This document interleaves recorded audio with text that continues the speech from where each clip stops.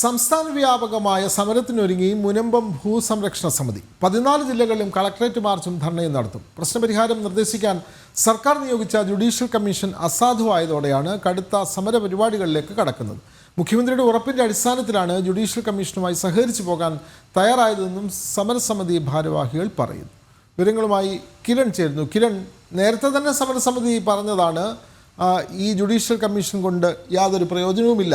പക്ഷേ മുഖ്യമന്ത്രിയുടെ അഭ്യർത്ഥന മാനിച്ച് കമ്മീഷനുമായി സഹകരിച്ചു. അവരുടെ തെളിവെടുപ്പിന് അവർ ഹാജരായി, എല്ലാ വിവരങ്ങളും കൈമാറി. പക്ഷേ കമ്മീഷൻ തന്നെ പറഞ്ഞു തങ്ങൾക്ക് അധികാരമില്ല എന്നുള്ള കാര്യം കമ്മീഷൻ തന്നെ വെളിപ്പെടുത്തിയ സാഹചര്യത്തിൽ 14 ജില്ലകളിലേക്കും മുനമ്പം ഭൂസംരക്ഷണ സമിതി സമരം വ്യാപിപ്പിക്കുകയാണ്, അല്ലേ കിരൺ?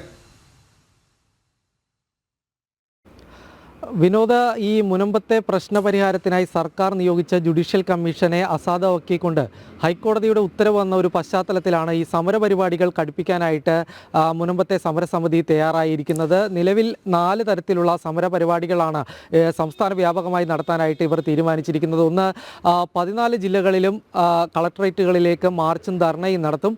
ഒപ്പം തന്നെ ഒരേ സമയത്ത് എല്ലാ താലൂക്ക് ഓഫീസുകളിലേക്കും ധർണ, കൂടാതെ കടലിൽ നിരാഹാര സമരം, മുനമ്പം മുതൽ സെക്രട്ടേറിയറ്റ് വരെയുള്ള പദയാത്ര, ഇങ്ങനെ 4 സമരപരിപാടികളാണ് സമരസമിതി തീരുമാനിച്ചിരിക്കുന്നത്. ഏതായാലും നേരത്തെ ഈ ജുഡീഷ്യൽ കമ്മീഷനെ നിയോഗിച്ച സമയത്ത് തന്നെ ഇവർ പറഞ്ഞിരുന്നൊരു കാര്യം, ഈ ജുഡീഷ്യൽ കമ്മീഷനുമായി സഹകരിക്കാൻ തങ്ങൾ തയ്യാറല്ല എന്നുള്ളൊരു കാര്യമായിരുന്നു. ഈ കമ്മീഷൻ കൊണ്ട് മാത്രം തങ്ങളുടെ പ്രശ്നം പരിഹരിക്കാൻ കഴിയില്ല. അതുകൊണ്ട് ഇതിന് ശാശ്വതമായ പരിഹാരമാണ് സർക്കാർ നടത്തേണ്ടത്.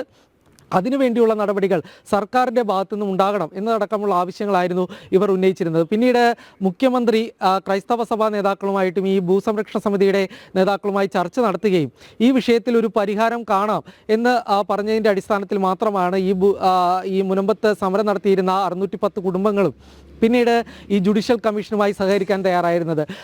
അവർ പിന്നീട് പലതവണ ഇതുമായി ബന്ധപ്പെട്ട രേഖകൾ കമ്മീഷന് കൈമാറിയിരുന്നു, അവർ മൊഴി നൽകിയിരുന്നു തുടങ്ങിയ കാര്യങ്ങളെല്ലാം തന്നെ, വിവരങ്ങളെല്ലാം തന്നെ ഈ കമ്മീഷന് കൈമാറുകയും ചെയ്തിരുന്നതാണ്. എന്നാൽ പിന്നീട് ഈ കമ്മീഷൻ്റെ പ്രവർത്തനത്തെ ചോദ്യം ചെയ്തുകൊണ്ട് ഒരു ഹർജി ഹൈക്കോടതിയിലെത്തുന്നു. അതോടുകൂടി തന്നെ കമ്മീഷൻ്റെ പ്രവർത്തനം താൽക്കാലികമായി നിർത്തിവെക്കുന്നു. പിന്നീട് സിംഗിൾ ബെഞ്ചിൻ്റെ ഉത്തരവും ഈ കമ്മീഷനെ റദ്ദാക്കിക്കൊണ്ടുവരുന്നു.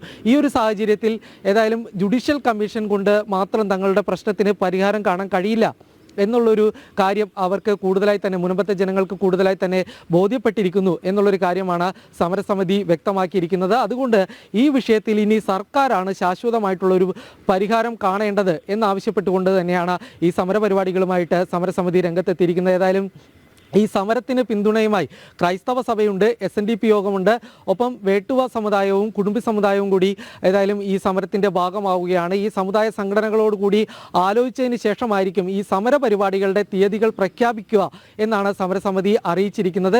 ഏതായാലും വരും ദിവസങ്ങളിൽ തന്നെ ഇത് സംബന്ധിച്ചുള്ള കാര്യങ്ങളിൽ ഈ 4 സമരപരിപാടികളും ഏതൊക്കെ ദിവസങ്ങളിലായിരിക്കും നടക്കുക എന്നുള്ളൊരു കാര്യം സമരസമിതി തന്നെ വ്യക്തമാക്കും. ഏതായാലും ഇനിയും ഈ വിഷയത്തിൽ സർക്കാരിൻ്റെ ഭാഗത്തു നിന്നും ഒരു അവഗണന തുടരുകയാണെങ്കിൽ സമരപരിപാടികൾ, ശക്തമായ ഈ സമരപരിപാടികളുമായി മുന്നോട്ട് പോകാൻ തന്നെയാണ് ഭൂസംരക്ഷണ സമിതിയുടെ തീരുമാനം. വിനോദ്. അതെ, തീർച്ചയായും മുനമ്പം ഭൂസംരക്ഷണ സമിതി സമരപരിപാടികൾ ശക്തമാക്കുകയാണ്. 14 ജില്ലകളിലേക്കും സമരം വ്യാപിപ്പിക്കുന്നു. ക്രൈസ്തവ സംഘടനകളുടെ പിന്തുണയുണ്ട്, വിവിധ ഹൈന്ദവ സംഘടനകളുടെ പിന്തുണയും ഈ സമരത്തിനുണ്ട്. വിവരങ്ങൾ നൽകുകയായിരുന്നു കിരൺ.